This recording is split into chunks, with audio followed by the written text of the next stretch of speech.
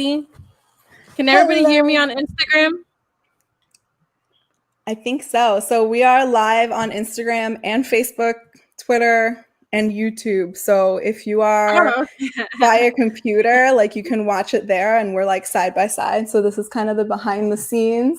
You can see us all here, and we're just about to get started. Let me put this here. For some reason, my head comes out squished all the time, and I don't know why.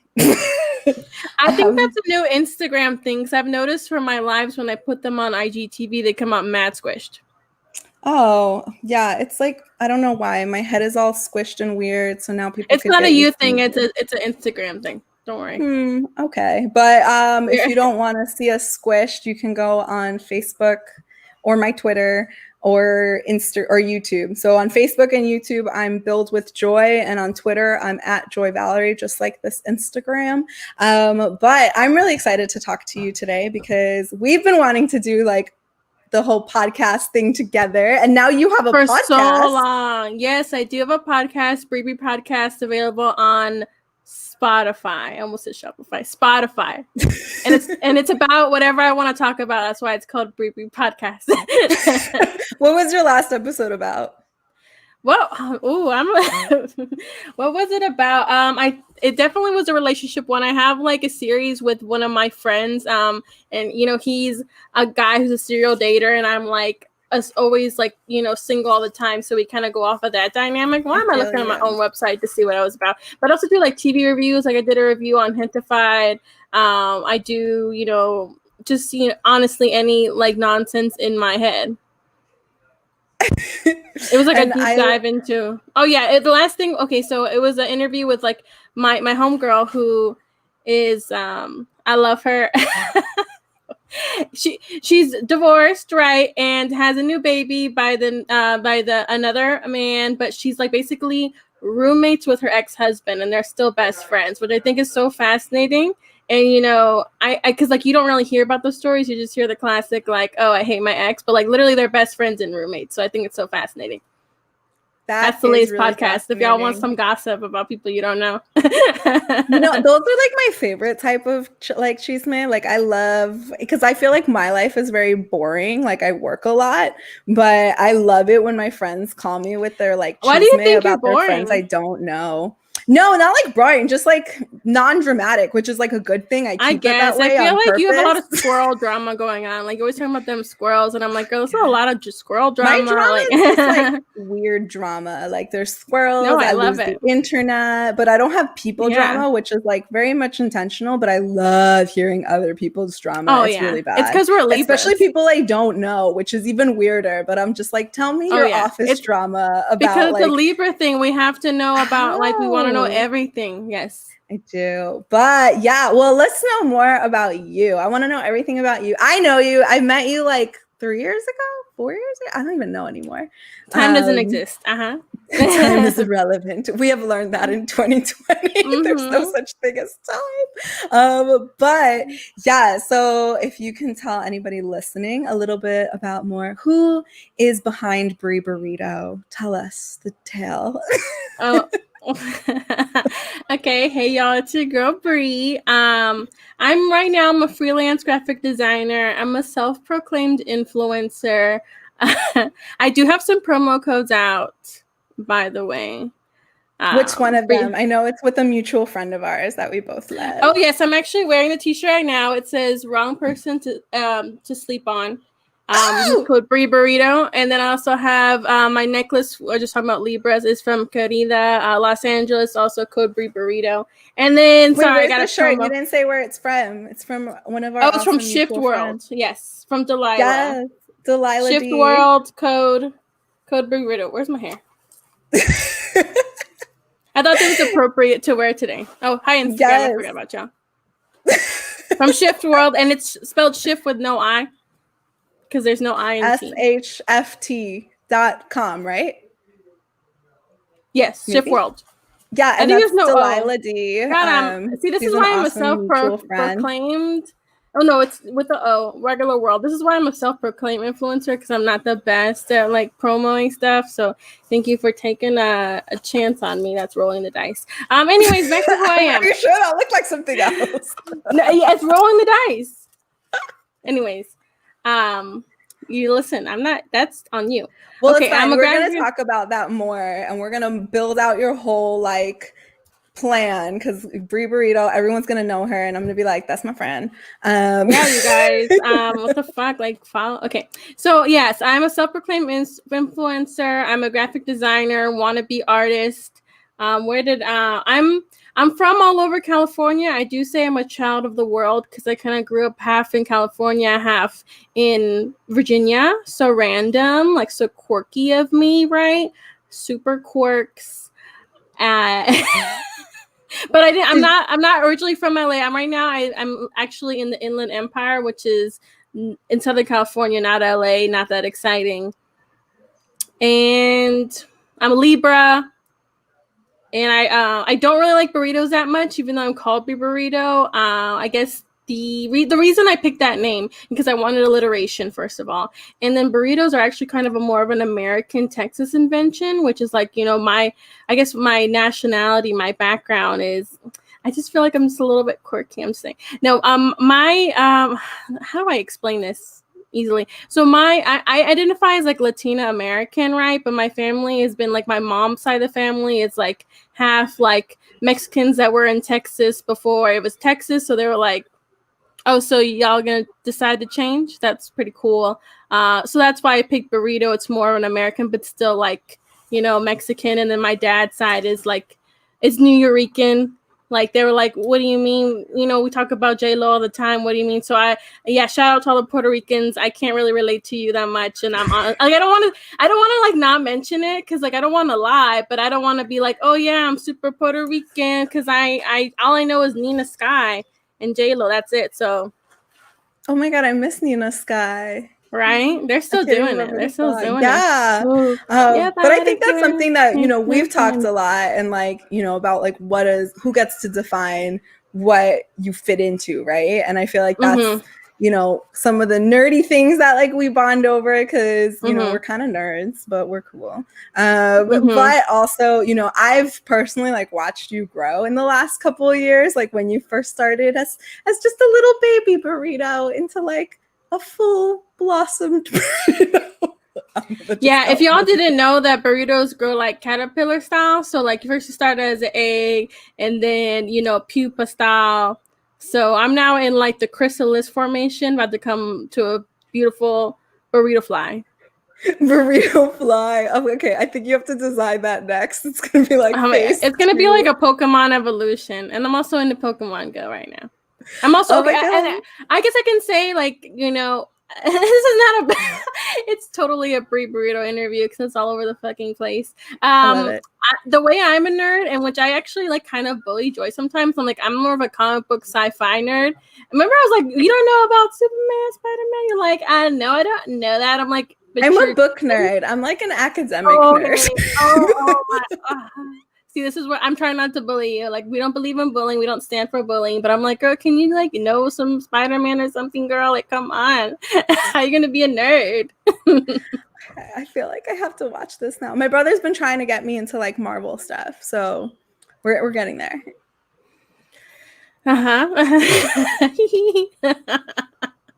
It's like so mainstream now.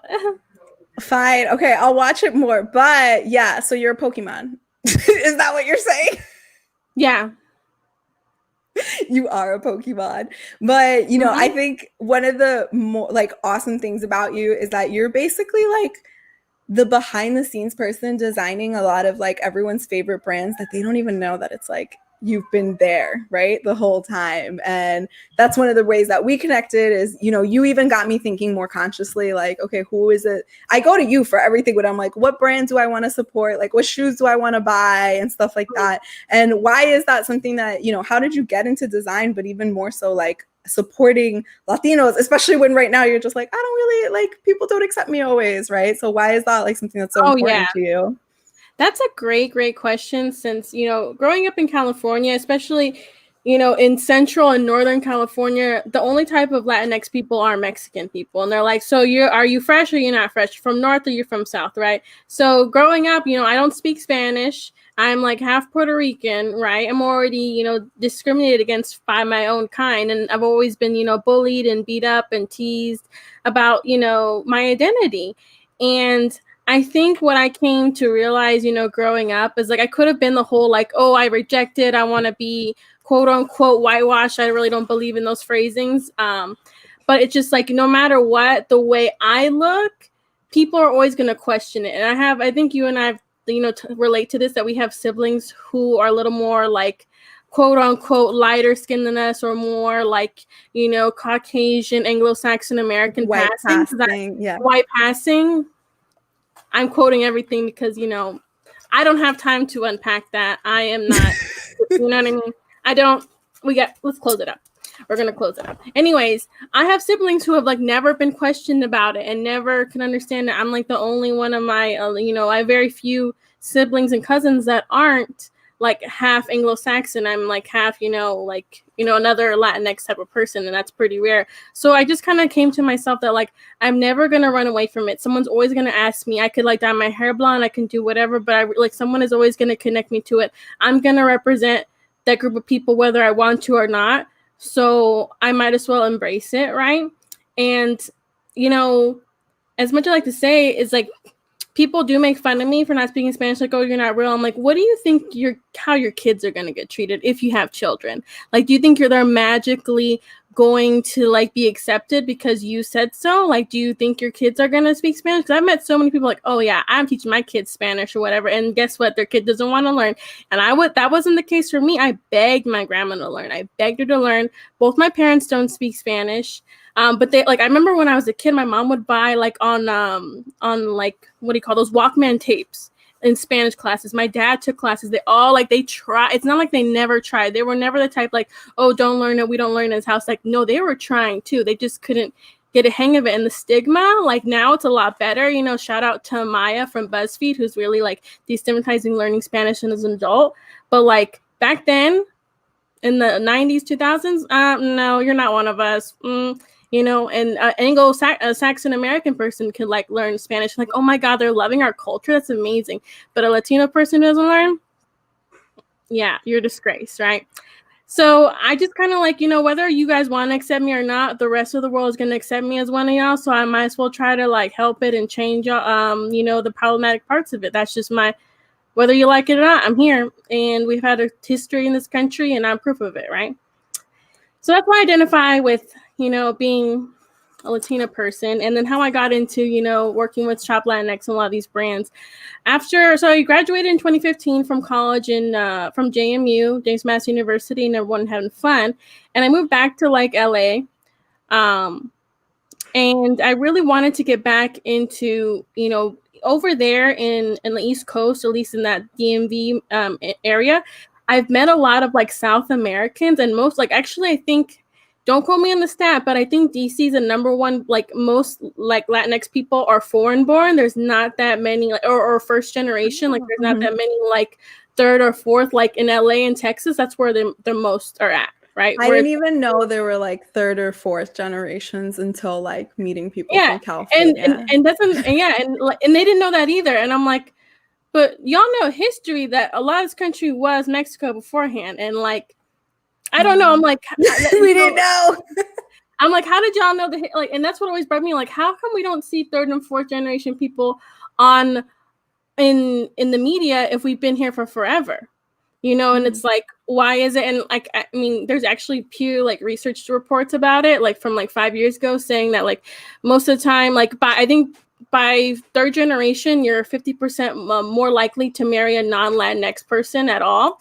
And then the more you don't speak Spanish, the more you don't, you marry outside the ethnic group, the more that you don't associate it, the more you don't actually identify as. And it's like, there's I think a stupid amount of percentage of people who actually have Latinx history and ancestry. They just don't identify as it because of all those, of the generational moving and like the, becoming American, quote unquote. And that's a whole different topic that I've done a lot of research on.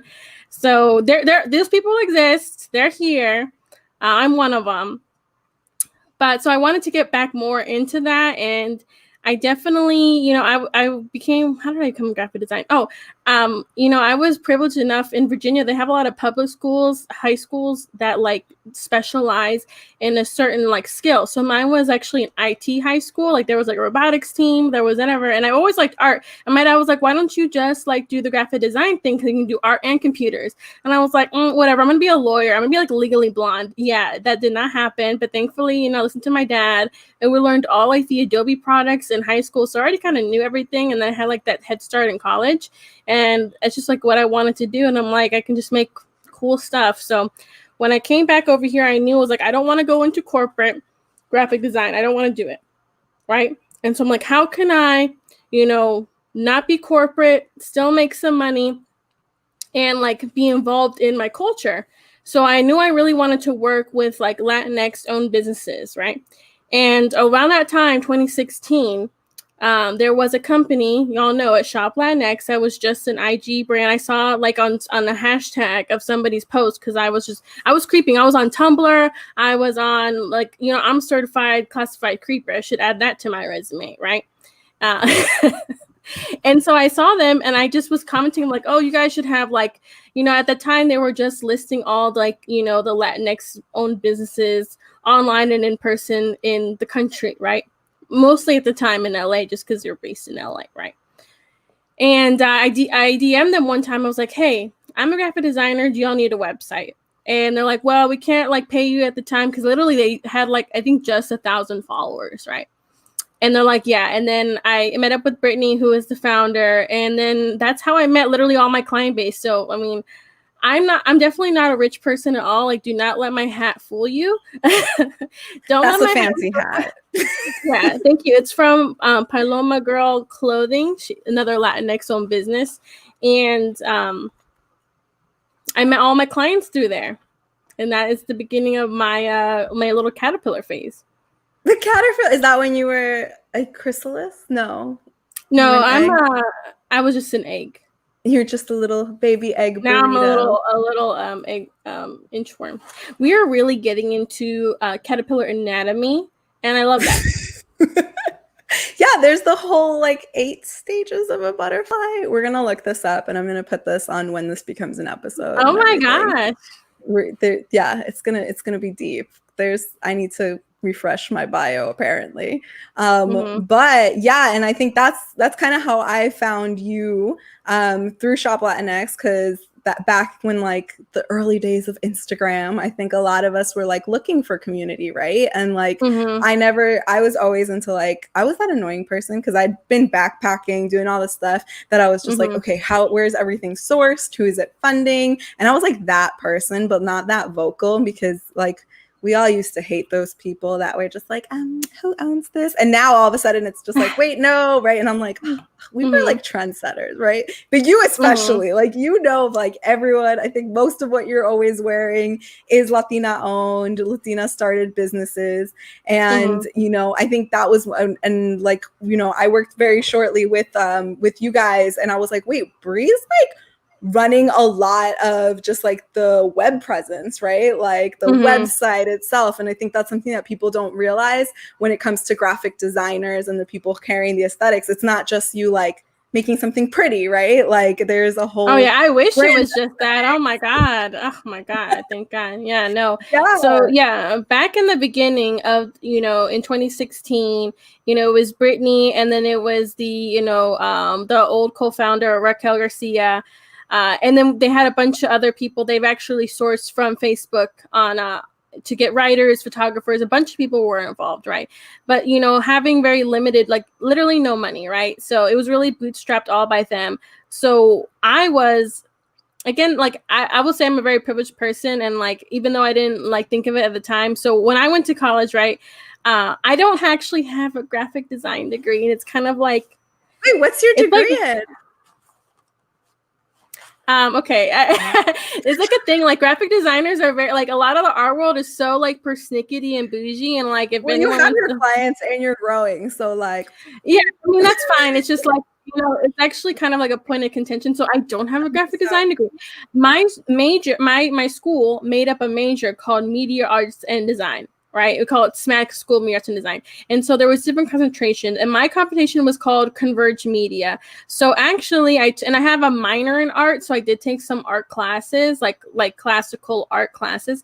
But in my major, actually, we had like a lot of people who were like, some professors like had Emmy, some of the professors worked for the LA Times, like out in like, and they were in Virginia. It was really like amazing. But I took I took some journalism classes, more like journalism ethics, a lot of like the history of media. Like when we take this class, right? The beginning class, you have to learn the history of media, meaning like the invention of the telegraph on like the beeps and the boops. Would learn about like silent movies, like literally every technology piece, like how radio works, all that kind of stuff, right?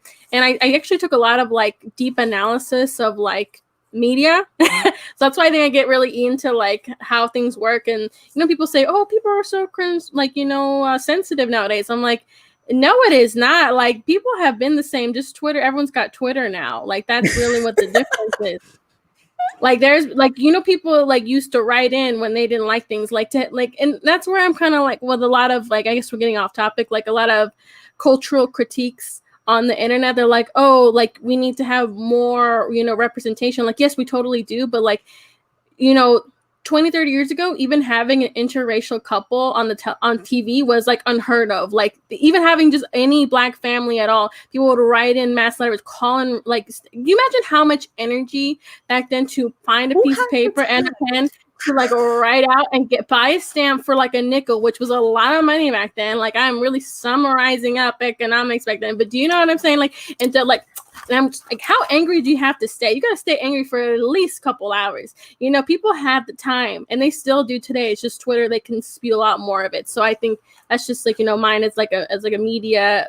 I'm not a media historian because there are people who actually do that, but like I had a lot of media history classes, and then we did a lot of like small, like a little bit of video, a little bit of like front-end web design, which ended up needing a lot more. And I was the kind of person, I was like, I'm never going to use my career. I'm just going to be a graphic designer. Why did I pick this major?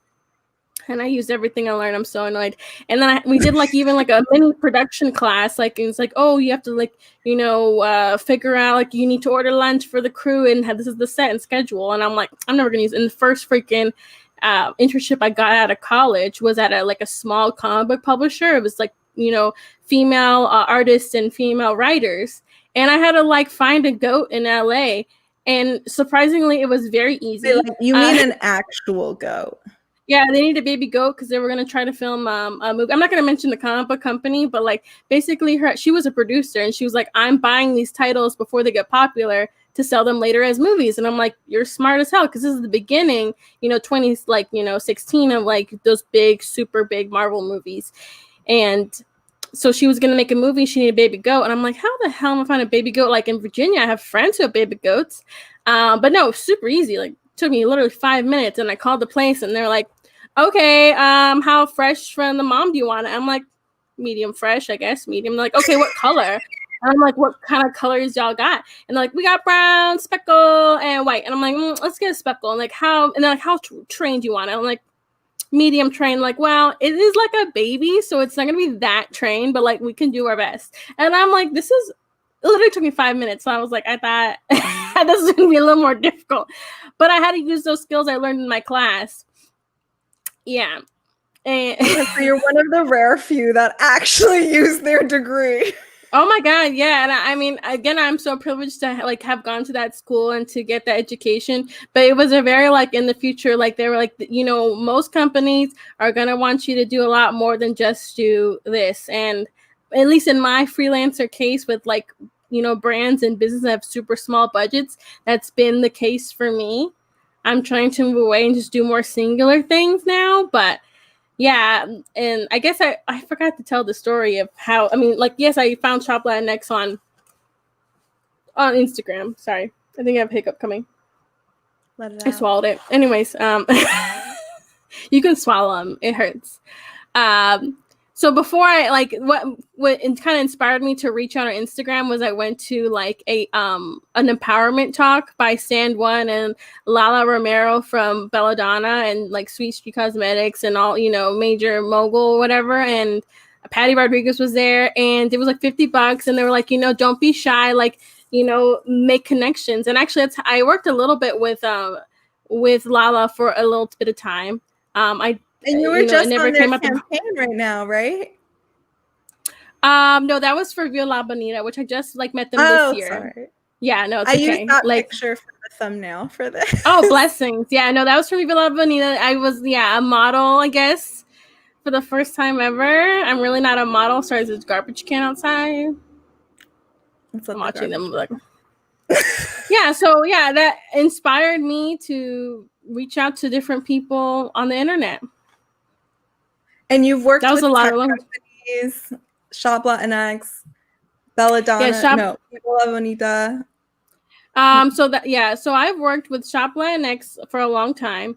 I've worked with Belladonna before. Vive La Bonita for design sense, just as a modeling sense. I even hate using that word. I'm like, I'm just like a regular girl, you guys. Like, don't hang me up. Influencer. But so if we're going to my client list, my client list, I also have Snowball, which I don't know if you heard of them. They're, a woman ran, student debt app. That's the startup. They're super awesome. Love them.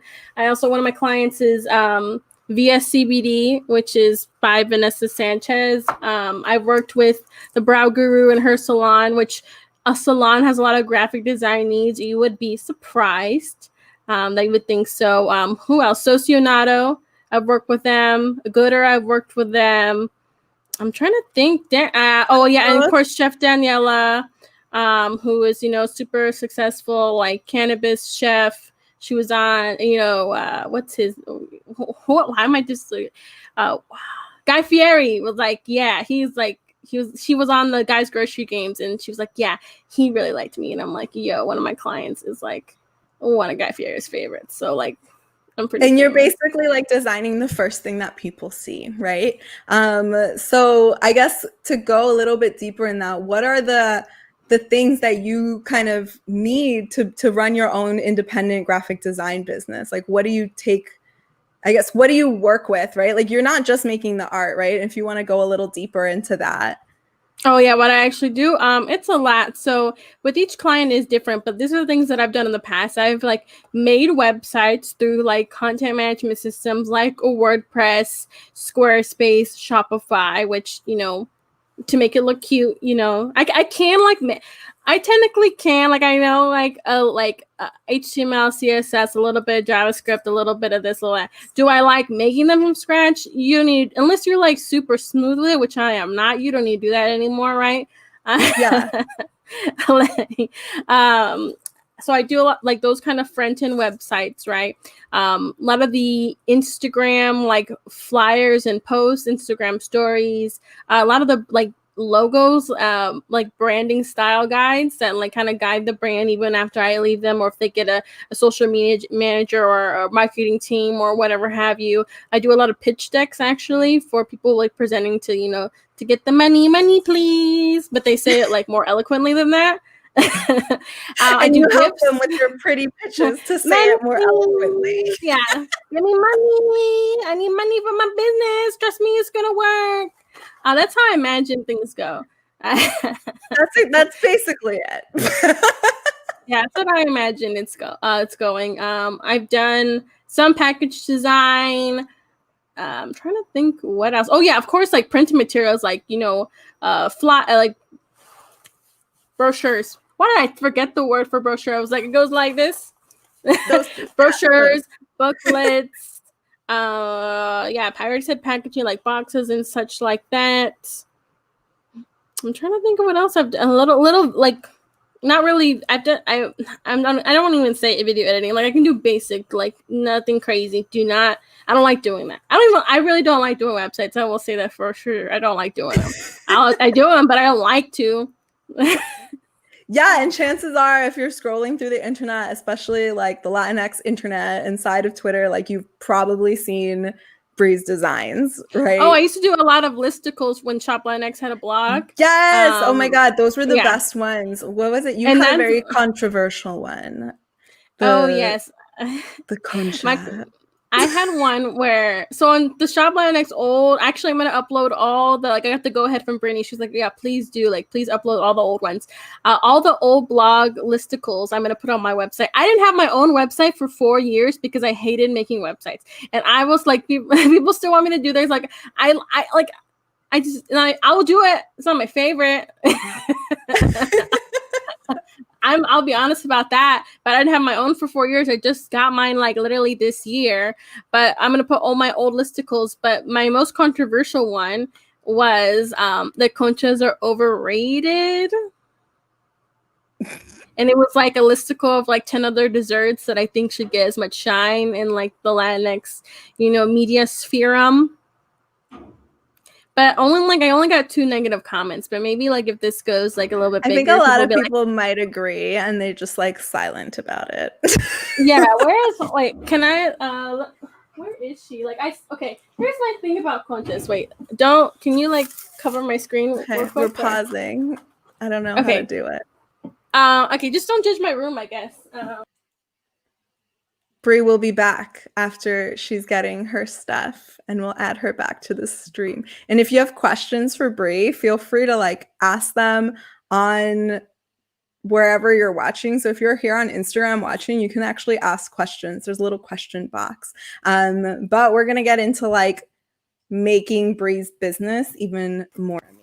You're back. Oh, I'm back. Hello. Yes. Okay. I love conchas. Okay. Like I support like concha merchandise. Like come on. I have a whole collection. I want to get more.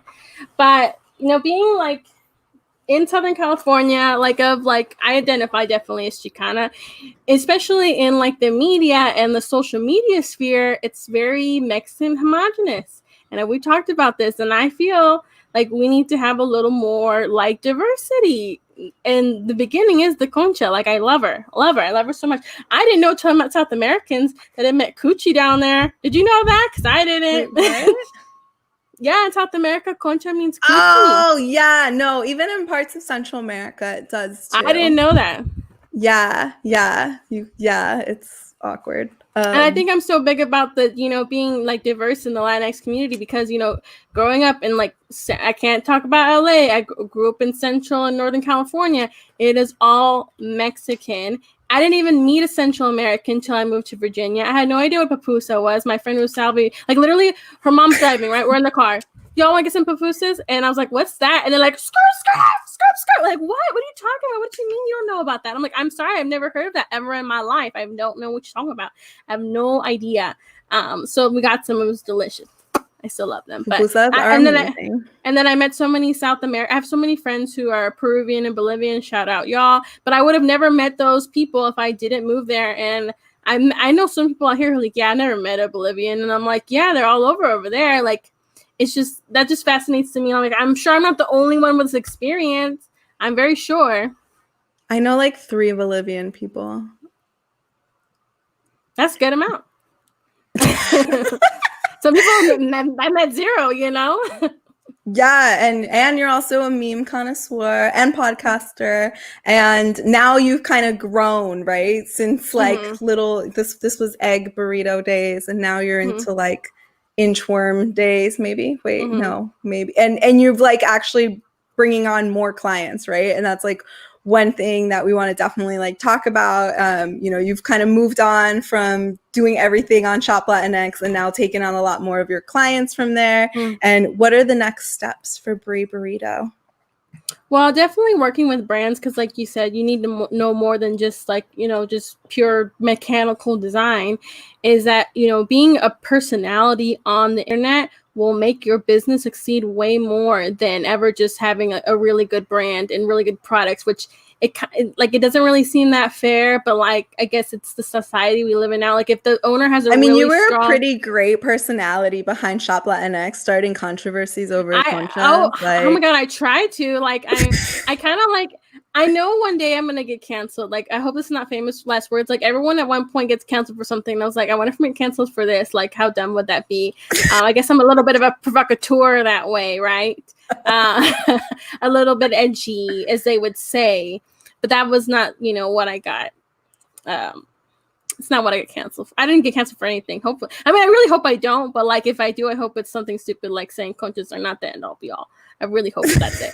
But but working with brands, like it really, like if you're an influencer or some sort of presence on the internet as a person, right, you're going to be more successful. And so my whole adult life, I've had a goal, and my goal is to support myself as creatively as possible.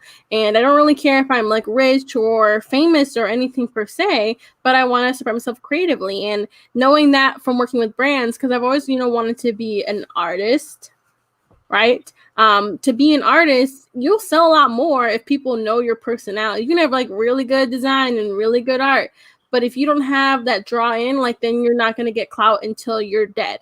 We can see that from the fine art world. That's kind of what happens. So that was kind of like my vehicle. Like, okay, I just need to get popping on social media so people will eventually buy my art. And so I've been doing that for 4 years. Where's the art, Bree? Don't ask so many questions. Like, don't worry about. And I think I kind of morphed into like, I definitely want to pursue my other creative aspects, because like, yeah, I do like the brandings, but that's not my vision. That's someone else's vision that I'm creating to life. That's what design is making sure what your client wants. And yeah, you can give your twist, but it's not you. And I want time for me. And I want to like I said, I did a lot of critical analysis in college of like the media that we consume. And yeah, I would do a totally like 10-hour freaking dissertation about Stargate and how it predicted all of COVID. But like, do I have the time? Do people give a shit about that? I don't know. But that's what I want to do with Oh my God, there's so many quarantine episodes. I'm like fascinated. I've never seen that, but like I didn't even know that was a field of study, because I mean I studied engineering and international studies, so I have like a different angle. Real degree. But like it's just a different angle. And then like I didn't know that you could actually study, I guess, like the history of media or media historians. And I think that's actually something that's very important and very relevant right now, because people are like, there's so many YouTube essayists that make video essays, and I'm like, that's something I would really want to do.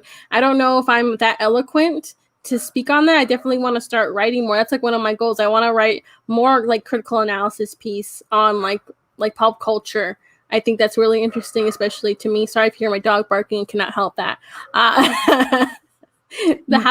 This house is like made out of paper. You can hear everything down the street. So same. I'm very sorry. But I think, okay, cool. So that's like definitely something we can break down. And I think the second half of how I'm going to try to like make these live things is like brainstorming out with folks on like, how do we make your life simpler? Especially when it comes to your business, right? Like, because your business right now is your design aspect, right? Like that you're helping everybody.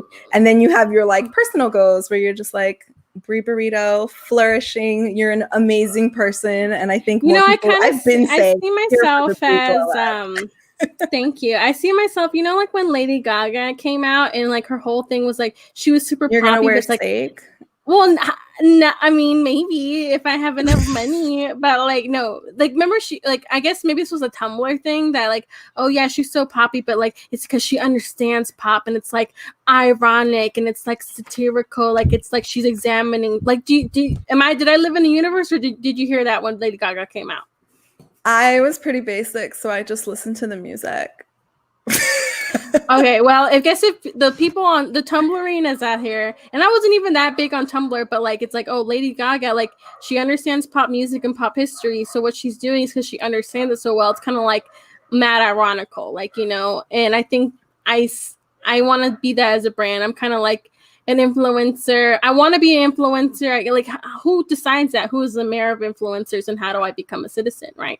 But I kind of like, that's why I say I'm a regular girl all the time, and like I'll leave my podcast pretty much unedited. Like I burped in one of them. Like I'm very kind of transparent because I want to be like, yeah, just influencer for like the lulz of it, using internet the lulz. Yeah.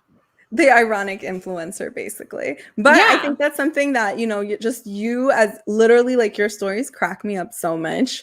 And I think that's something that, your personality in general is just something that people can relate to too, right? Like you'll just say what we're all thinking, basically.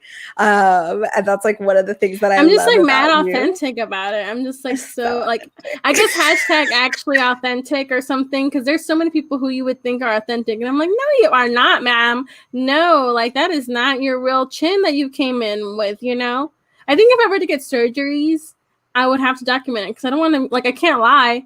I cannot lie like that. I don't. You know, but you know what I'm saying. What are the? I guess. Let's break down your influencer goals, I guess, right? Because you already have built up like an awesome community of like little burritos. And what are the top 3 things that you want to focus on? I want to focus on my YouTube for sure, like creating YouTube content, right? I want to focus on my podcasting, kind of like my free, like less polished, more running trains of thought, which I obviously like, case in point, this interview all the time. And then I definitely want to focus for influencing more of like my blog being more of my like my manifestos, I guess, or my like deep critical analysis, because I do joke about my voice being very annoying, but I think sometimes I get serious, you guys. Like, I want to be like stupid sometimes and just like have fun, but I also want to be like very like a real person. Yes, you know. Have you seen what was it, Wonder Pets? And it's a little guinea pig. Have you seen like Wonder My Pets? Little Pony? I haven't seen the show. I know what you're talking about. I have siblings. Anyone in the chat have an Instagram? Y'all ever seen Wonder Pets? And Google Wonder Pets, and well, you're not gonna get the reference, but this is serious and it's a reference to Wonder Pets. But I do want to get like more like, I guess, critical analysis. But I feel like people would respond to that better in the written word, so they don't hear this voice. And I don't want to unpack the whatever that has to do with society, but I think people would take me more seriously in a written voice. But I think at the same time, okay, so cool. So the 3 topics to focus on: critical analysis of like the media landscape. What other 2 topics do you want to? I think like I like the rule of 3. Just being your silly self. And what's the last type of thing that you want to focus on?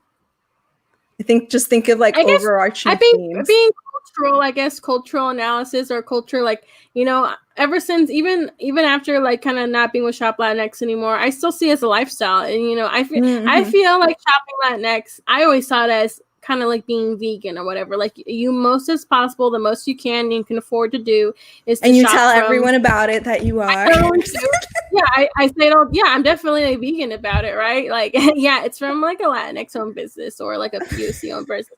I try to, as much as possible, shop from Latinx and or POC owned businesses as much as I possibly can. So maybe something like that. I definitely, and yeah, that kind of consumerism, because I do like makeup and I also like, you know, looking cute and shopping. So I guess that's my third. It's like that's pretty good, and they all kind of fit in together, right? Where you're being critical because that's, you know, you're shopping values based, and also like being yourself, which honestly, like, I think that's like the funny part, like you're just kind of yourself. But I think actually one of the things you mentioned was that your voice, right? And I'm like, actually, I think hearing you say it actually would make it more relevant for people to understand too, versus like, let me talk at you with these very like, you know, academic words and this very like eloquent paper, right? But like, I think I can talk mad fancy, like if y'all want me to, but like that's not my natural, like, right. You know, I'm speaking to you colloquially. You know, I hate, my biggest pet peeve is when you're talking to somebody and they're like, you say like a lot. I'm like, oh, I'm sorry. Am I on a debate team with you right now, bitch? Like, are we gonna lose a fucking point? Like, is it that serious? This is another thing. I don't understand how people understand code switching in English but don't in other languages, and it's totally off topic, but they're like, oh, you're not speaking the Queen Spanish. I'm like, I'm sorry, do you use vosotros every day? You know, you fucking don't. So calm down. You know what I mean? Supposed to use exactly. It's hard to do. But anyways, that's my point. But but there's something like my, you know, being like a little more serious. I mean, I guess I could start. I do my little spiels on Instagram story. It's where I shine, I guess. Yeah, and I think one way that you can make it easy for yourself to start to just get focused on like, let me actually start making this content is like writing it how you want to write it, right? If you're just like, oh, I'm going to be fancy, and then breaking those into like the bite-sized videos, right? So thinking of the writing aspect as being your script in a sense, right? Because then you're just like, oh, okay, now let me break this up into like a quick little YouTube video or an Instagram video and trying to drive the traffic there so that people can actually understand where you're coming from. I think that might be the simplest approach, but giving yourself like a calendar, because I think that's the hard part where it's just like, I'm not going to do it if I don't have like a goal to do it, right? But what are the other things that you were talking about is like automating your design business, right? That's what gives you the money right now to fund your fun stuff. Yes. And like, I have so many clients that like, they're like, you know, you really should like that, you know, people wish that you had the graphic design clients and that like kind of capability. And like, you know, I know people who have like 1 million followers and they're not getting money like that. And I'm like, don't tell me that. Like, let me live my dream. I want to be a little YouTube asshole. Like, that sounds great to me, but I know that's not practical or realistic or wise like I should. And if anything, I think building down, like streamlining your business right now, like you already have that cash flow coming in that you're just like, all right, if anything, like now working on like your presence, I guess, like your whole online brand as yourself as BreBurrito will just like bring you more clients. But how do we like prep for that, right? So we were talking a little bit earlier about like the things that you struggle with as to like, you know, say you became like overnight famous and you just were like went viral on TikTok, which I think you did at one point for that very like random llama video. I don't know if that counts as viral. It's got 1.9 million views, and it was a filter that I didn't even make the filter. I just made the stupid little voices, and most of my audience on TikTok, and that's why I'm pissed, is that we're gonna ban TikTok, and that's the only platform I have over 10K followers. What kind of like sick irony is that? What kind of freaking like Shakespearean freaking like Dante's Inferno part of hell is this shit? Do you know? But most of my audience on there are like kids from the Philippines. I don't know why. I don't know how. That's just how it is. Shout out to the Philippines. Love y'all. But I feel like how do we focus on bringing those eventually as leads, right? So that's how I always see things too. That I'm like, all right, like, you know, as Bree starts glowing and she's on YouTube and on everything, and then people are like, wait, I want to hire Bree because she's amazing, but you won't have that time because you're too busy, right? Because you're just like, I'm here being I would love people to hire me more, I guess. And does that even count as hiring? I guess I want to be more, instead of just like behind the scenes, I want to be more in front of the scenes. I feel like I'm going in reverse. Like, I feel like if my parents just would have let me be a hoe on the internet in 2008, I would have been already famous. Instead, I was an idiot and listened to them. You know? Got an education. I know. And like didn't be a hoe. Like, everyone who's like a little scene kid who was like all edgy on the internet is like an influencer for realsies now. And I'm like, God damn it, I listened. I feel like I'm going in reverse. I feel like I'm going for the stupid goal now that I'm older. Money? That's the other thing. Are they making money? Like, you're at least... Some of them are. I guess, I don't know. Very small percentage of them are, and the ones that took it seriously as to like, oh, okay, I need to like have my offerings. And that was one of the things that we were talking about with you, is how do we start automating your business, right? And like thinking about how you can take on clients, right? And you were talking about how first, what is it, like you have people that send you voice notes, you have people that send you emails, and it's kind of like, And that's why I feel I get really overwhelmed a lot, because I do have all my clients, you know, especially being like, a lot of them are small businesses. A lot of them are like small brands with very, very small team, if having team at all. And they really want that a personal experience. And I am just not always available all hours of the day, you know. And some of my clients have like a very like they send me like Google Calendar to when the meetings are going to be, and they have notes on Google Sheets and like know how to use Google Sheets. And I have some other clients that like literally never touch a computer. Like, they don't even have laptops, they just have phones. Like, everything is off a phone. They just send me voice notes and like love them. But I'm like, yo, you cannot type? Like, can you please type what you need? No, don't got time. All right, I'll listen all day. So I'm like, they're trying to write down what you need. Oh, so my goodness. It is kind of, yeah, so, no, love them. Love I think y'all, all one of of y'all. the easiest way, well, one, I think one of the biggest things is like setting up those boundaries with people, right? And even when it comes to business, but I think it's easier to enforce those when you have like a process to just jump in, right? Where you're just like, oh, okay, if you want to work with me, these are the steps, right? So I think one of the things that would be simplest for you to start right now is think about, and I know like each client is going to be different, but thinking about like the baseline, right? So if you're just like, okay, what are the things that I always have to do for a client, right? I have to maybe have a consultation with them so I understand what their aesthetics are going to be, right? I'm just assuming. I don't know what it is, all the steps that you have, right? Yeah, no, it's But fine. start thinking about like, what are the steps, right? And then you're just like, okay, what are my deliverables? But start writing down what those things are that are common throughout all your clients, because that's how you can start making like forms, right? Because even if you were like, well, I'm going to put a form on my website right now, and then like, you know, maybe you have for new clients, but then you have for your existing clients, right? Yeah. And I think that's one of the easiest things is just the onboarding process, because that's what ends up taking up so much time, just like the back and forth, the emails, the voice notes, and then you're just like, I don't know what's happening. I do have a few forms for like my logo and for my logo design, and then some like a business card. I have a few forms, and like that does help a lot. Yeah.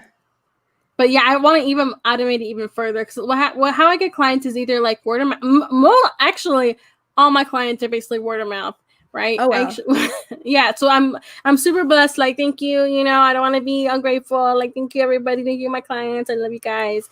But it's usually people DM me on Instagram, and then we go from there. But I want to even automate it further, where it's like they just go on our website and like already like paid already out. Because a lot of times it's like, oh, people like get a form and then they don't fill out the invoice till later. And then they're like, oh, well, I already filled it out. Like, hurry up and work on it. I'm like, you took a year to get back to me. Like, I it think actually that's when happened. I we had a start client get it back looking a year. A year, to an get back. actual year?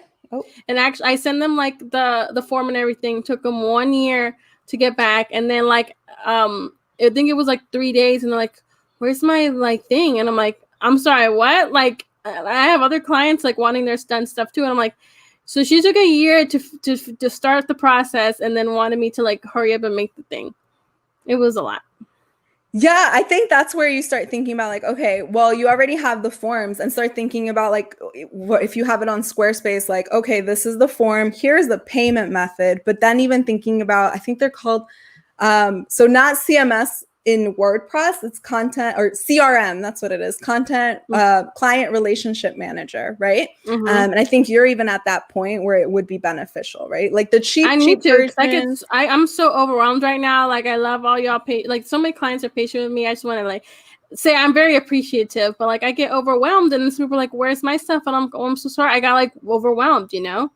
Yeah. And I think that's when on your end, you're just like, okay, you already made the forms for some things, right? So start thinking about like, what about the other services that I offer? What are the steps that I can break down, right? Like, what will I need until I actually start working on my deliverables? Maybe you have to do a call. Maybe I need a deposit on this, right? To ensure that I'm going to do it. And then what are the follow-up steps, right? Like 2 days later, I'm going to respond. And it sounds super boring, but that's when we start to think about the business operation of that, because then you can scale it up, right? So when you're like, you have your full studio because you're too busy, like doing all these things, and you've hired other people to do it, then you're like, all right, like little burritos, you guys can onboard the new clients, right? So I want you to like start thinking about it in that sense. But definitely, you know, the tools that you could use for free even is like Airtable. That's like a really simple one, but they don't have a payment form on that. The other one though, that does have a payment, I think it's called Typeform.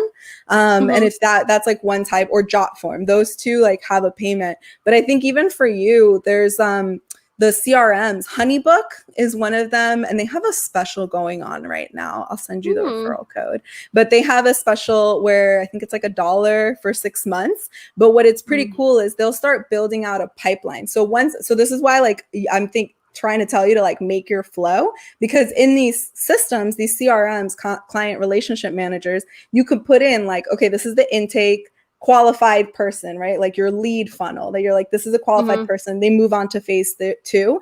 And in the systems, you can actually like start moving them over. So then you're like, okay, that one paid me. This is where I start working with them. So even if you were to think about it like a Trello board, yeah. right? Does it show like the customers, like, you know, when you buy, I think it's Domino's and it shows like pizza in the oven, kind pizza of, in the yeah. car. So you can kind of see that on your end. So there's that one. Another one is Dub Sabo, I think, and that one's geared more towards creatives. And I think it's really starting looking at like, okay, what are the things that I need? But even before you start looking at a software that can start automating that, is thinking about like, what are the things that I'm going to need from my clients, and what are the things that I'm gonna have to return, right? So like, okay, maybe I make a contract there and it sends out the contract, right? So that way you can start automating those steps, right? But I think if you don't even know, if you're doing it like in your head, because I think a lot of us have it in our heads, right? Where we're just like, yeah, it's in my head. So. Yeah, exactly. So I think it's the first steps is starting to get it out of your head, because you're going to start noticing, even if you actually like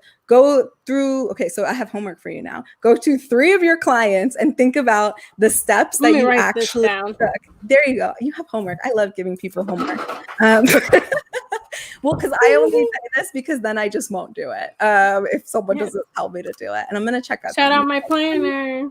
Oh my God, that is so cute. That is very like slam book of you, mean girl slam book. Right? Oh my God, I had a slam book. I was looking through my Facebook and I'm like, yeah, I love my slam book. And I was like, it's like a scrapbook with no rules. And I'm like, did they have rules before? Oh my God.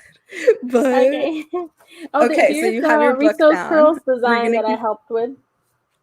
See, you're so famous. You're like in my shower right now. Wait, what? Well, because the design of it. And I have a box in here. I was like, girl, you're like, what? I'm in your shower. This is a public. I appreciate the admiration. We just got awkward. It's really hot. I turned off the AC so that the sound wouldn't pick up, but now I'm melting. So sorry, everyone, if I look. I'm wearing a jean jacket inside. I'm very hot. But yeah, okay. So here is your homework. Think about 3 of your clients that you have worked with. What were the steps between when they first reached out? Like literally the first steps, right? Like did someone refer them, right? Maybe that's something that you want to start thinking about. How did they hear about you?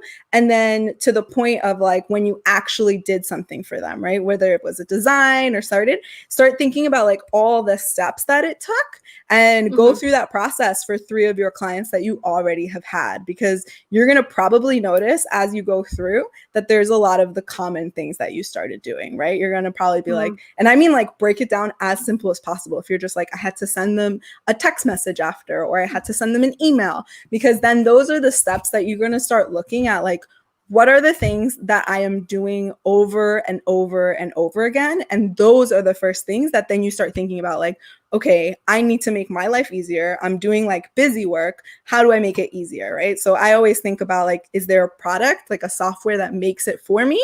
Or does this mean like now it's time to like find someone to help me, right? In like the outsourcing sense, right? But I think a lot of, for what you're doing, a lot of it you could simply solve with just using a CRM tool. And there's like, there's the big ones that big companies use, like Salesforce. And then there's like littler ones that are like for me and you that have small businesses that are like the HoneyBooks. Oh my God, we're running out of time. And I didn't know this on Instagram. But okay. Yeah, well, I guess this is a good close up, right? So thinking about the homework, right? And yeah, so think about what are the steps that I can actually make simpler and finding those softwares. And that would be kind of the next step, because you could use any software, but you wouldn't even know like what I need to insert if you're just like, oh, I'm going to use this tech now. And then you're like, well, I don't even know what I'm supposed to put in it. So I think those are kind of the first steps to start breaking it down. And we can like, then you show me and then we'll break it down even more. But where can people find you in these last remaining 2 minutes? Because it was supposed to be 30 minutes, but we ended up talking about caterpillars. Oh no, I'm sorry. I'm too long-winded all the time. Me too. Y'all can find me on Instagram, BreBurrito, BRE, the way you spell regular burrito. Same thing on YouTube. You'll see my face. Also my podcast, BreBurrito Podcast, BRE. And then TikTok. It's all BreBurrito somehow, some way.